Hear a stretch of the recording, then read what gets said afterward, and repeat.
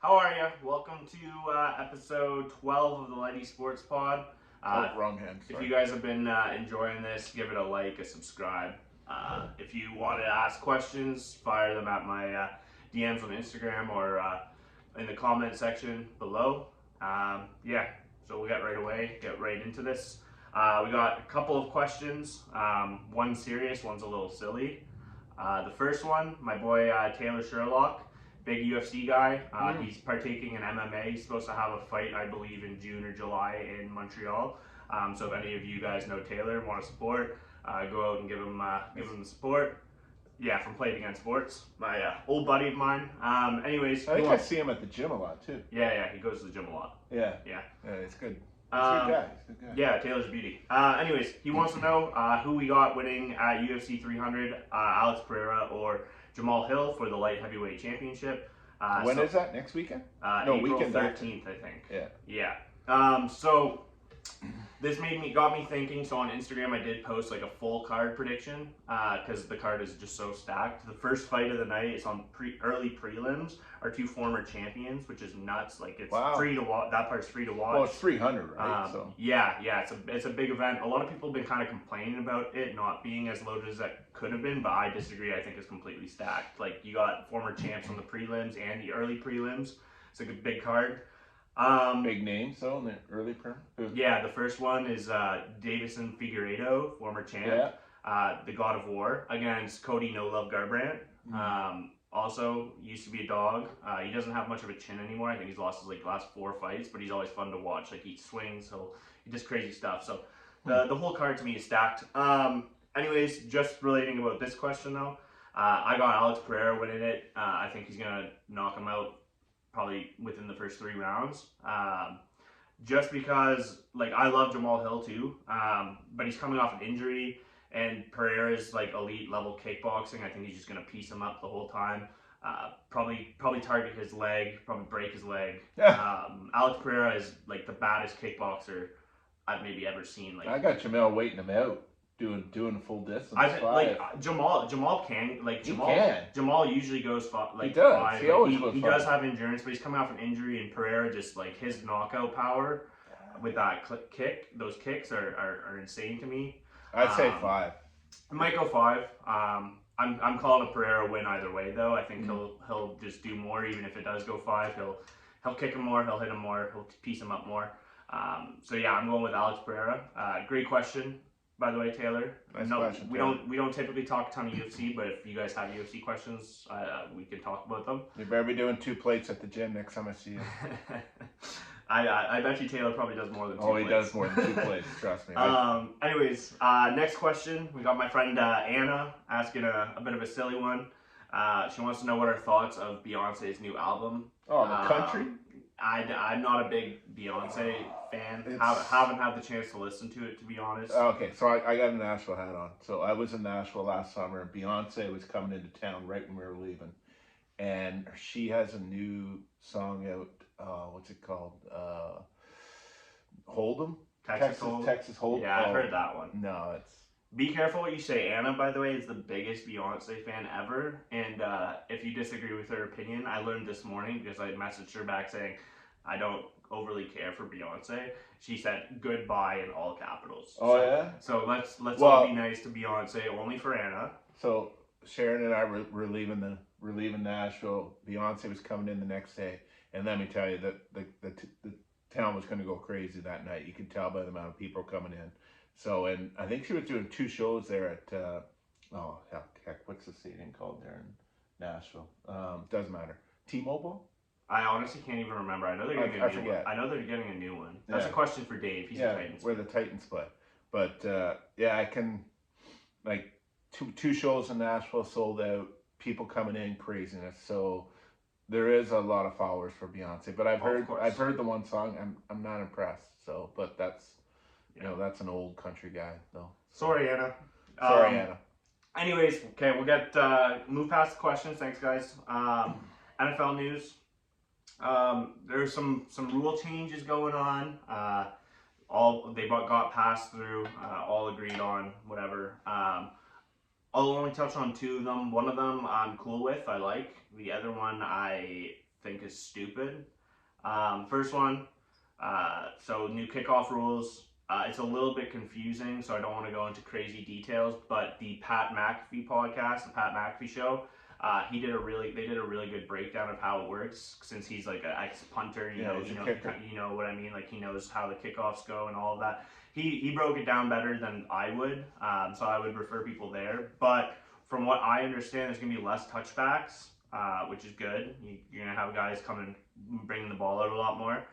There's gonna be more action, but from what I understand, the guys that are lining up on the kickoff, they don't get a running head start. They have to wait until the guy catches it or while it's in the air or whatever. So it gives them time to run. And then that'll obviously reduce injuries because if you're catching the ball and you're getting smoked right away, you don't really have time to adjust and line up. And they're basically taking this rule from the XFL. And the XFL reported like almost zero. I believe it was actually zero kickoff returners last year got hurt or something crazy like that. Okay. So it's going to be beneficial injury-wise. It's going to be more fun. You're going to have guys actually returning punts or kickoffs now rather than just touchback. Gotcha. So that's good. So it's a delay on the rush. Oh. Yeah, I believe so. Double check with that. Double check the rules, but that's what I was kind of getting from it. Yeah, and a couple of teams I think maybe knew about this earlier than expected. They thought this might happen. Browns GM, got to give him a shout out. Big time brain move, signing Nyheim Hines before this announcement. He's an elite return man, kickoff return man, and they signed him super cheap like 2 weeks before this got announced. So that was big brain play, getting a return specialist for the new rule. I think he's going to fit perfectly with that rule, so that's good. I think a couple of other teams did so as well. I'm curious what to do the short punt or the short kick.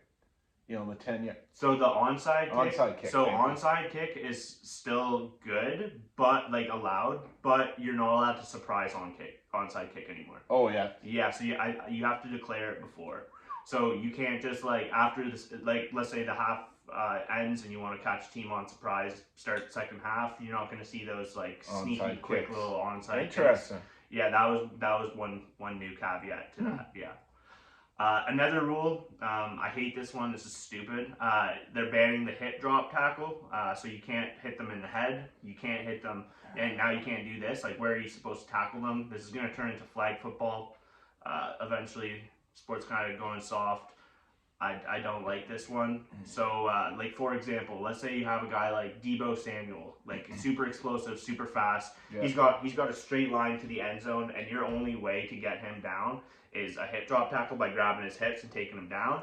And you can't do that anymore because there was a few injuries last year regarding it. Like, how are you supposed to stop elite playmakers now if you can't do that? I think that's silly, but I agree. That is. Yeah. Come on, let them play ball.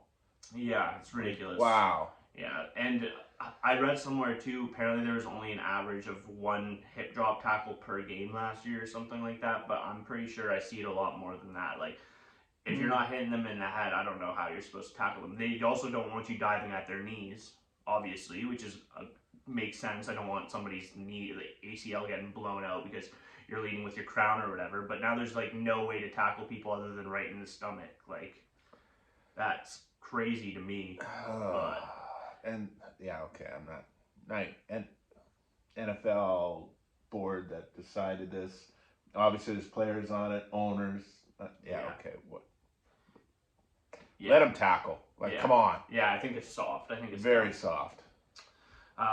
Otherwise, there was some like NFL signings, I guess, within the last week. Nothing crazy, I don't believe, unless I'm forgetting. But yeah, check the news for that. We didn't get anything there in this podcast, but I'm sure we'll talk about more football in the next few days or next few podcasts. Yeah, but we were expecting kind of a. Yeah, it all most of them got signed like right away. Yeah, like, I think I mentioned that in a podcast too. So. Oh, we did 2 in a row of it. Yeah. Yeah. So yesterday was a big day in baseball. Oh, opening day. Happy opening day to all those that celebrate. Big day for me. I got to watch some baseball, which was good. Some opening day thoughts. Let's get into those. Mike Trout is healthy again, and he opened the season with a bomb. look out for Mike Trout of old. Maybe MVP Trout comes back if he stays healthy all year. That's a good sign for the Angels. Although I still think that they're not going to be very good, but good sign. Good sign. Yeah, I watched the game when they played the Dodgers a couple nights ago, preseason game, and Trout said, "Yeah, I'm gonna make sure everyone remembers my name this year." Otani's not there, so watch out for Mike. Mike's gonna run a lot. Mike's gonna do some pop. Stay healthy though. Stay healthy though, Mike. Come on, just if you stay healthy, you can get another MVP there. I know Soto's looking good, and you got Judge out there too. So there's some big boys in the AL East, but yeah. Good on you, Mike. First game, first home run.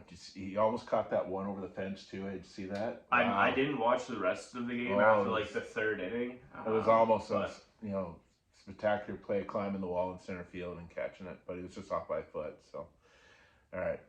Next thought, I think the Orioles are going to be scary after only one game. Watching them yesterday, beat the Angels 11-3. They looked really good. Corbin Burns looked really good on the mound. Their bats look really good. They're young, and they're only scratching the surface. Like Jackson Holiday is going to be up within the next month, so you won't have cloggers like Mateo out there or Ramon Urias. So I think even the Westbrook kid looked good. Yeah, he's a big prospect too. Oh, he's good. He'll. So what they're going to end up doing is I think Westberg will play third, and then two-bag will be Jackson Holiday once he gets called up, and then Ramon Urias will be on the bench. Same with Mateo. And Gunnar obviously gets shortstop, but Mateo's can play center field too. He usually plays. I think last year he played all shortstop. Oh, he played shortstop the whole year. Maybe it's the year before he played a few games out there. I think he played in the outfield in the minors. Did he? I think he played center in the minors. I know. I watched a bit of the game, and Corbin Burns and Rutschman look really. Like Corbin's curveball was just, and Rutsch was just pointing at him, just keep going with that pitch, buddy. Just keep throwing that. So, Corbin Burns look really, and I had no shares in Corbin Burns in fantasy land. I don't know about you. I haven't done my fantasy leagues yet. I still have 3 to go. It was the price of Corbin went up right away when he went to Baltimore, and I got a couple shares in Rutsch. So Adley Rutschman's going to be. He's already insane, but I think he's going to somehow even get better. He's the first catcher coming off the board in every fantasy draft. So yeah, and he will be probably for the next 15 years. See the contract Will Smith got? Yeah, 10-year, 140 or what? Yeah, it's $14 million a year. Yeah, for 10 years. Like and he's going to be. That's actually. Yeah, he's a really good catcher, and that's a team friendly contract even. Yeah, I think the players are doing that because they know there's a lot of salary already on the board. Yeah. And if they want to be competitive and win, it's a place to do it. Well, him and Otani for the next 10 years in LA, catching and pitching. Yep. Wow. Next thought. So, are the Colorado Rockies really going to be as bad as they were last night, or are the Arizona Diamondbacks going to be that good? Final score was 16-1 the D-backs, and it was 16-1 after 3 innings. Oh, was it? Yeah, they gave up 13 runs in the third, which was an MLB opening day record for runs in an inning. So that was the most runs ever in an inning on opening day. It's a little weird because Kyle Freeland was starting for Colorado last night, and he actually was ticked 3 miles per hour faster than he was last year on average, and he gave up 10 of those 16 runs. So his velocity's up, but somehow he got worse. I don't understand that, but they got lit up. To answer that question, I guess myself, I think the Rockies are going to be that bad. I think they're terrible, but I actually also want to lean to the D-back side a little bit. I think they're going to be really, really good this year. Even in a stacked division, I can see them honestly winning 95 games, give or take. In a stacked division. That division, by the way, and the AL East are the 2 best divisions. Oh, without a doubt. Yeah. They just signed Montgomery, too, so they now have 5 horses. Yeah, they probably have the best rotation in baseball after that signing. I'm not even kidding. Well, they're up there. I always thought Seattle did, but Seattle lost. I think, has the best top 3 starters. Seattle lost Wu, and their 5th guy is so questionable. So I'm... Once Monty is, stretched out... The Atlanta Braves have good 5, too, right? They do, but It's close. It's close. Lopez is a fifth guy in Atlanta, and he outdid 2 major league. So, yeah. Yeah, Arizona's good too, though. So. I think Reynaldo Lopez should be in the bullpen. I don't really like that decision, when he was a starter back in the day, he was bad. He was always a really good reliever, bad starter. He's 12K per inning, per 9. So but that always drops when you go from bullpen to starter. Yeah, but he looked. I saw one spring training game. He pitched 5 innings. It was lights out. We'll see. So next one. By the way, I agree. The Rockies suck. Yeah, the Rockies. And Arizona is good. Yeah. I couldn't really pick which side. Like I think the Rockies are going to be that bad, but I think also the D-backs could be that good. Like San Fran, San Diego, Arizona, LA. Yeah. And all 4 of those teams might make the playoffs. They might. Just like in the AL East, honestly, the first 4 teams in the AL East are going to make the playoffs too. You know one's not, because at least in my, because I think Philly and Atlanta are the 2 best teams in the National League. Yeah. So one of them's not. I don't have the Phillies as high up as you. I have Philly as the number 2 team in the National League. I think the Phillies are good. They're probably 3 for me. LA's 3, Philly's 2. No, I got the Dodgers ahead still. We'll see how that goes by the end of the season. Well, we'll talk halfway through the season. Yeah. Another one, Detroit against the White Sox was a fun game. We had our first really, really good pitching duel of the season. So let's talk about Tarek Skubal and Garrett Crochet. Skubal, I've always been high on. He was an elite prospect, crazy strikeout numbers. Like, honestly, some of the nastiest stuff I've ever seen from a lefty. He might like, this is gonna sound like an over exaggeration after one game, but like I could see his prime being as good as somebody like Clayton Kershaw's prime. He's got that good stuff. Like, if he stays healthy, if his arm doesn't fall off, like, I think he can be literally as good as Clayton Kershaw in the future. So I'm not even over exaggerating. I didn't get to watch the game, but so, if you were to pick another pitcher in the past, who does he remind? Does he remind you of Clayton? No, because he doesn't remind me of Clayton because he has more power in his stuff. Yeah. Like, he throws harder. Clayton's but I'm talking right? Like statistically. Yes. I think he could be like Clayton Kershaw-esque statistically, as in like the greatest lefty of all time. Like, he's got that much upside, that much potential, that kind of stuff. I've seen him pitch. He reminds me of Mark Langston. I don't know if you've ever seen Langston pitch. No, I would say like a short Randy Johnson maybe. Well, that's Mark was he was a flamer. Like a shorter Randy Johnson is probably where I would go. Tarek Skubal comp right now. I don't know. And then Garrett Crochet also a lefty, similar to Skubal, has nasty stuff. He showed that by pitching. I think he pitched 8 innings yesterday or 7 innings yesterday. Seriously? Something crazy. Yeah. And he's coming from the bullpen. Like, he was a bullpen arm before. Wow. He was a first-round pick. Yeah, it was first-round pick as a starter. Yeah, he was as a starter, but even when he got drafted, teams were worried about him. He was sliding down draft boards a little bit because they thought he'll have too much volatility in his arm, and he'll end up being a bullpen guy anyways. And he's more of a 2-pitch pitcher as well, but those 2 pitches are just so nasty. See, he reminds me more like Randy Johnson. Yeah, I think, yeah. He's gross. Big too. He's gross. He's gonna be really good. He kind of like Chris Sale. He pitched 15 years ago yesterday. Let me just double check the box score yesterday because I want 8 innings, first game out. What are you doing in Chicago? You want to ruin them or what? Yeah, let me see. What was the final? Sorry, I was. It was 1-0. It was a 1-0 final. For Detroit? No. Yeah, Detroit won. Detroit won. Sorry, yeah. Because I watched the end. Foley. It was 1-0 Detroit, but let me see exactly how many innings he had. 8 innings. Because I believe he threw 8, but I could be wrong. I think his pitch count was low though. Wow, that's good for him too. He's a strikeout pitcher. Oh, sorry, he pitched 6. Pitched 6 innings, which is still more than I would on a day. He had 8 strikeouts, so good K per 9.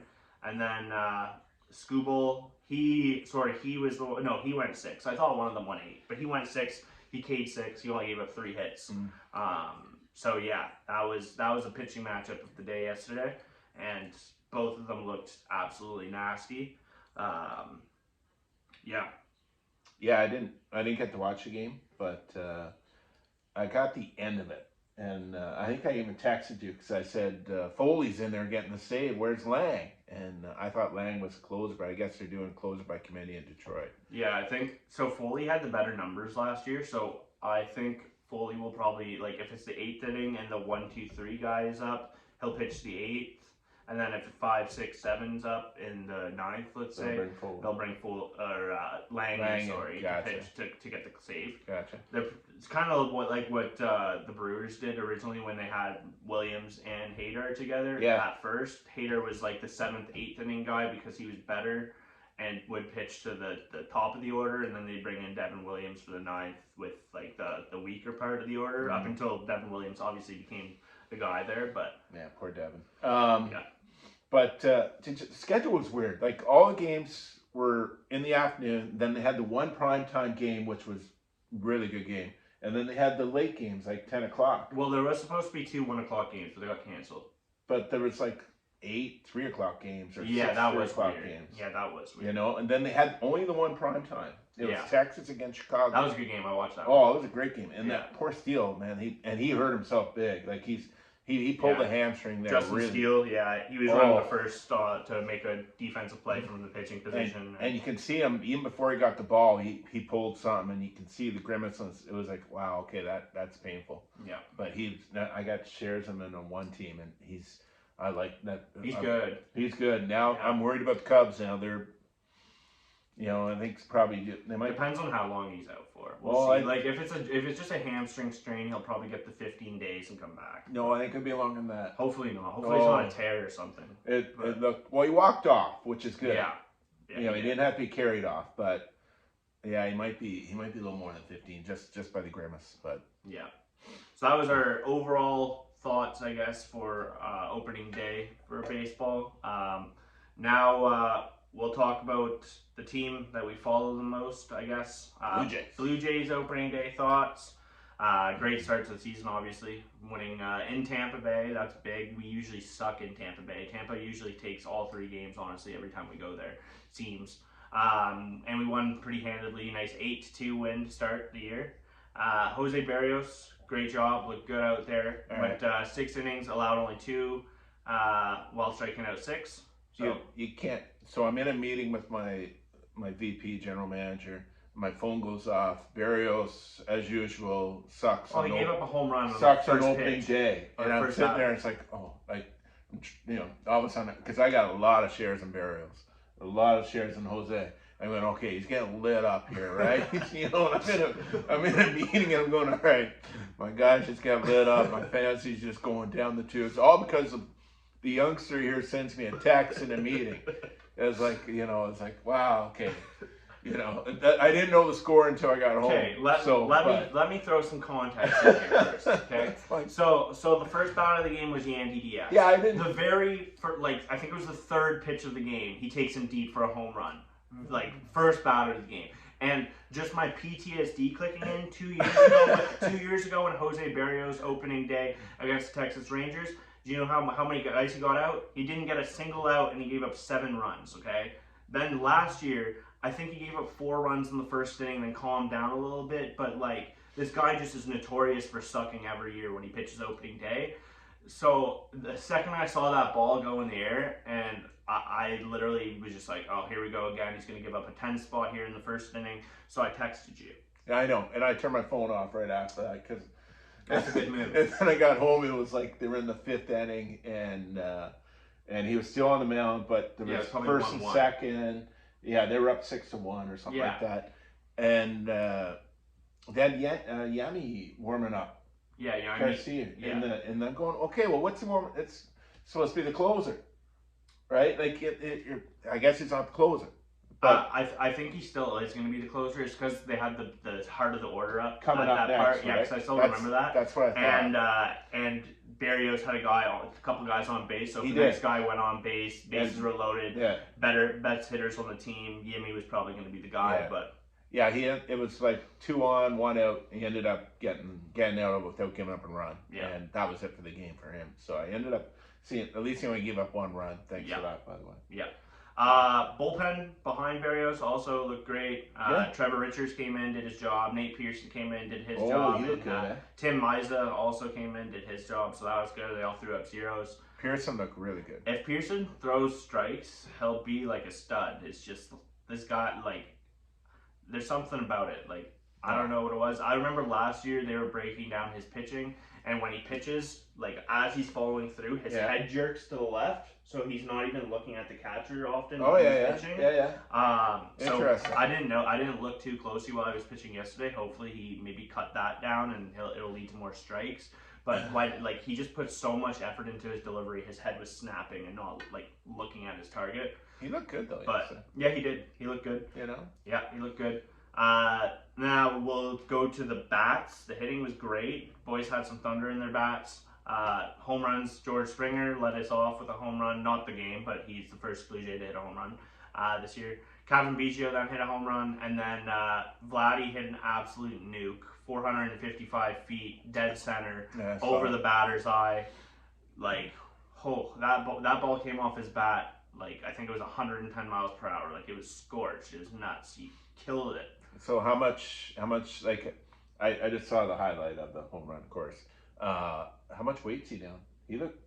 I think he's down quite a bit. He looked pretty fit. Yeah, he's down like I remember 2 years ago, or was it 3 years ago now, when he had his almost MVP season where Shohei beat him out.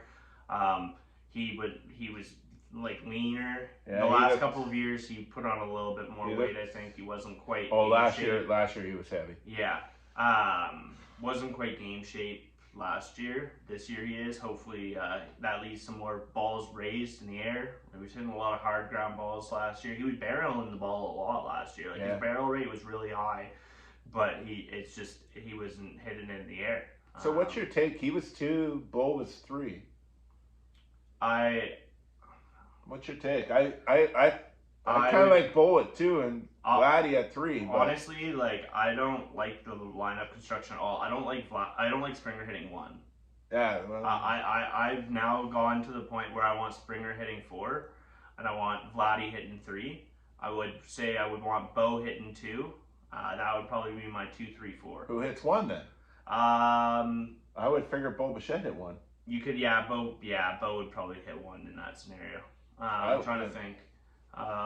Honestly, like, this might sound crazy. Don't say Kevin Kiermaier. No, I'm not saying Kevin Kiermaier. This might sound crazy, but a dude that walks a lot is Kevin Biggio. He does. On games that he's hitting in the lineup, depends on who's pitching, obviously. I'd maybe slide him to the 1. There's a reason. He does see a lot of pitches. There's a reason why he hits 9th, hey? Not because of that. He's a second leadoff hitter. Second leadoff hitter. Yeah, but I want the power guys hitting 3 and 4.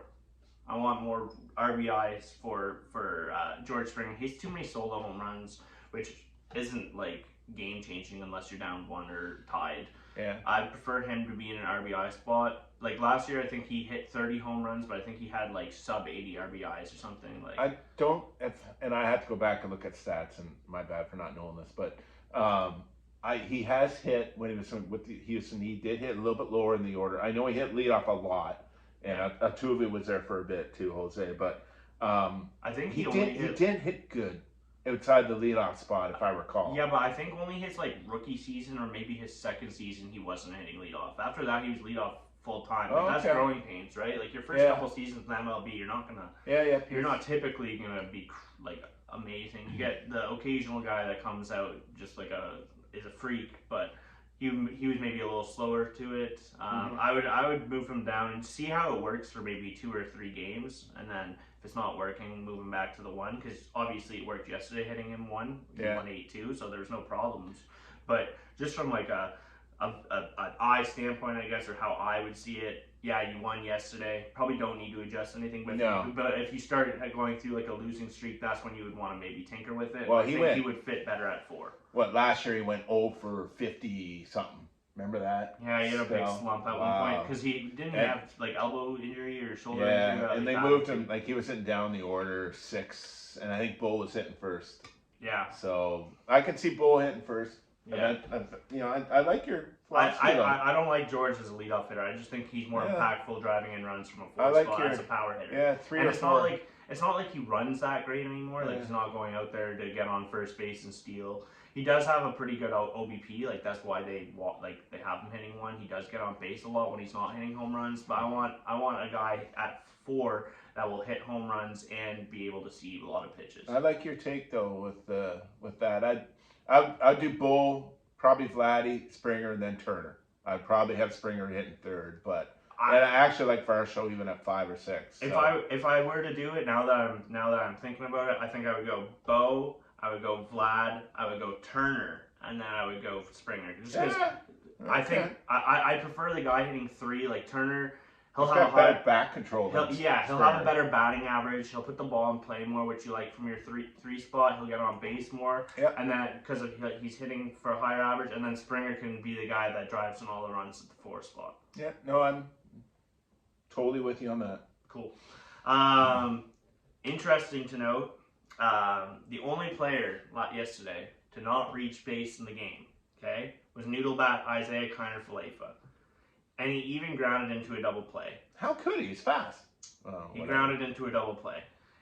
It's probably too early to hate on him because it's one game. But honestly, like, I don't really care. I still think the signing was bad. I'm gonna do this all season. I'm gonna rag on this guy literally all season until he proves to be wrong. He sucked yesterday. Can't hit. Whatever. Don't realize Jose's a ground baller, right? That's why he was out there playing third. Yeah, but Ernie Clement's a good defender. Is he? Yeah, Ernie Clement's a good defender. Like he's not as good as Isaiah Kiner-Falefa, but he's like way better hitter, like infinitely better. He looked super good in spring. He always had good minor league numbers, just never really got a chance to play. Now that we're finally he's finally getting the chance, he should be the starter. We'll see who's playing third this afternoon, right? Should be Clement. I actually have. They've definitely released the lineups already. I just haven't looked yet. But I would hope Clement's in today. Who's pitching for Tampa? Way better. That's a good question. Aaron Sevilla? Savali? Maybe. I don't know. I can look. Probably. Let's look. Probably. Blue Jays versus Rays. IKF, man. Today we have... It's going to be all summer of IKF. Yeah, he sucks. The Noodlebat. Yeah, he's a Noodlebat. I don't want him on the team. I don't want people that can't hit on the team. I don't care whether or not, like... That and the best shortstop. Oh yeah, it's Bassett against Savali. Yeah, I figured that. Yeah, that's the pitching matchup today. So hopefully we get a. Savali's a righty, but yeah. Bassett's a grounder too. You're gonna get IKF at third again today. I hope not. You will. Maybe Clement will play second. He should get in the lineup somehow. He's not gonna play today. I hope he does. Okay. Yeah, that's pretty much it about the Blue Jays. Are we going to talk the rest of the games or what? I don't have notes on them, but we can. Yeah, let's break it down, man. Dodgers Cards, Glasnow. Great game last night by him. Dodgers top 3. Ohtani ran in, and Betts had to have a talk to him right after it. Did you see that? No, I didn't watch that game. Oh, so Betts was on first. No, Betts was on first. And Ohtani did a double to the gap, and he thought Betts was going to score, but no, the third base coach holds him up, holds up Betts. Ohtani kept running, going to third. Oh, I did see that. And it's like, and Betts goes, no, go back, and he had to explain to him in the dugout after with the translator. Freddie Freeman's up next. Hey, we don't run. Maybe this is just a theory. Did Shohei have money on the game? Oh, just saying. Oh, maybe he wanted to get out there. Did he have money on the game? Tyler Glasnow looked really good in that game. I actually am gonna disagree about Glasnow for a second. I'm actually worried about Glasnow because this is a dude that usually Ks about 11 to 12 per 9. And I think he had 3 strikeouts yesterday. Yeah, he had 3 strikeouts in Seoul. That's a little concerning. If he's not getting strikeouts, teams eventually will bat him up. He's a strikeout guy. He's always been known as a strikeout guy. I know. Like he is the definition of a strikeout pitcher. And if he's not getting the strikeouts, that's a little bit concerning, especially with the Dodgers defense behind him looking a little shaky. Okay, I'll have to keep an eye out for that. He was giving up weak contact, but I don't think that will last, especially as a guy. Like, he's a guy known for striking people out. Like, that's what he does. It's a little bit concerning. I have to keep an eye on for that. I know he's a strikeout pitcher. I didn't realize he only had 3K in Korea and only 3K yesterday. Yeah, I think he might have had, he had 3 or 4 in Korea. Maybe had more than 3 yesterday. But when I looked at the line, I think I looked at the box score, maybe the 5th inning, 6th inning, and he only had 3 at that point, I believe. So, yeah, that's a little concerning. I want my strikeout pitchers to be getting strikeouts because if they're pitching to contact, they're more prone to giving up hard contact because they're not used to knowing how to get soft contact. like we have a lot of good opening weekend series. Like the Braves are playing the Phillies today. Yep. The Giants played the Padres yesterday. Yep. Padres beat them. A close game, beat them by 1. A good game. Yep. Really, really, really good game. The Astros had the Yankees. They won by 1 too, right? They won Wasn't it 5-4? 5-4. 5-4 or 6-5. 5-4. 5-4 or 6-5 for Soto the threw Stros. someone out in the. No, Yankees won. Oh, yeah. The Yankees pulled out. Okay, when I was looking, it was like I think the Astros were winning. When I was looking. No, it must have been 6-5 for the Yanks. Soto threw someone out in the bottom of the ninth. Threw a Tucker at home plate. It was close play, very, very close. But now that decided the game. They ended the game on that. I'm worried about the Yankees, which is a good thing as a Blue Jays fan. They're like Cortez looked bad. Oh, he was awful. Like bad. He was awful. Rodon's on the mound today. He's gonna get lit up. Rodon is not gonna be good this year. I'm calling that right now. Oh, his fastball was down drastically velocity wise in spring training. He's not going to have the command he ever had before. Like, he never had great command before. Like, he was always a high walk, high strikeout guy, and that's going to plague him. Like, he's going to have to throw softer. He's going to have to be able to miss bats throwing softer. He's got too much injury history in his past, and he's locked up to a massive contract. I think I think the Yankees are in trouble from a pitching standpoint. The only guy I see on their pitching staff that I can trust right now is honestly Marcus Stroman, and he had injury problems last year too. His second half was terrible last year because he was overcoming an injury problem. Yeah, the Stroh's on the mound tomorrow. Yeah. He should have been their opening day starter, but I think there was something to do that they mentioned it or they talked about it on MLB Network, something to do with timing, like the timing or like the how pitch count, where they're up to something silly, like something well, about Cole, matchups. Cole just went down, right? Yeah, so, something. I think. Oh no, I think what it was when Cole is back, they want to have a specific rotation where he can slide right in and not mess up the order of the rotation or something. Oh, so that's going to get screwed up before Cole gets back. Yeah, anyway, that's what I mean. Like, it was kind of silly. I can't remember what they were explaining exactly, but Brett Boone. Yeah, Aaron Boone. Sorry, that's the second time I've done that. Aaron Boone, like I said earlier, if you don't get off to a good start and you won yesterday, good thing. You're going to be in trouble, buddy. You're going to be in trouble, especially with that roster. Yeah. Late game. Red Sox and Seattle. Is that late tonight? No, it was on last night. I thought it was in the middle of the day. Brian Bello pitched a gem. Yeah, I thought that was the middle of the day last. No, it's late. I watched that game. I must have been half asleep, so I guess it was late. Yeah, it was late. It was 10 o'clock against, who's against Seattle? Castillo. Yeah, Castillo started off tough. He gave up 2 runs in the first or something like that. Yeah, he didn't. Brian Bello looked really, like he pitched 7 innings. Yeah, Brian Bello's very good. You know, Devers went deep. Nice shot, too. Yeah. You know, but, don't go down on the Red Sox right now, man. Like, they actually look really good. Their lineup looked pretty solid. That's but you're Duran. Who's that? Raphael. He looked. Rafael Cedeno. Yeah. Wow. He's supposed to be the best defender on the team. Apparently, he's the best defensive player on the team, and he does pack some power in the back. Oh, and he's quick. But when your number 2 starter is Nick Pivetta.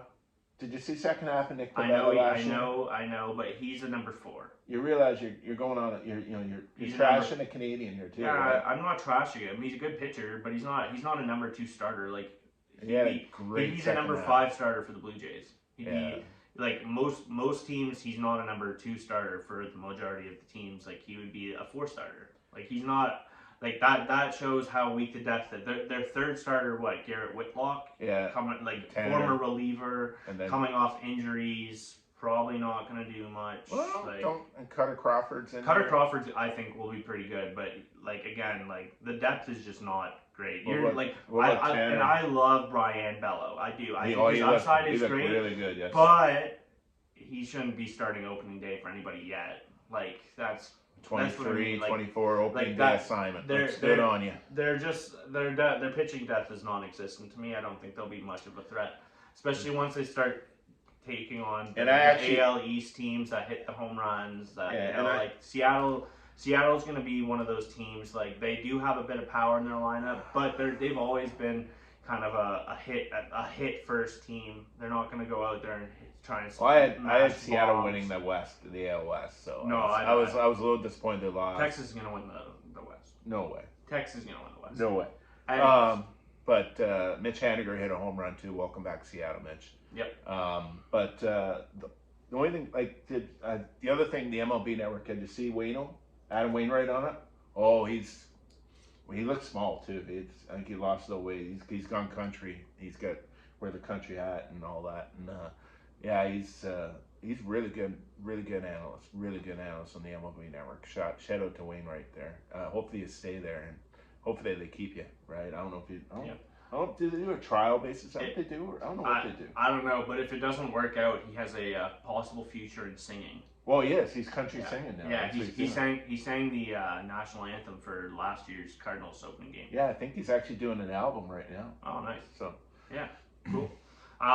Anyways, that'll probably be it for all of our podcasts today, I guess. Talk about MLB and football, a little bit of MMA. So if you liked it, give it a like, subscribe, leave some comments, send us a question, whatever. 3 plates, Taylor. 3 plates. Yeah, Taylor, get after it. All right. Happy Easter, all. Happy Easter, everyone.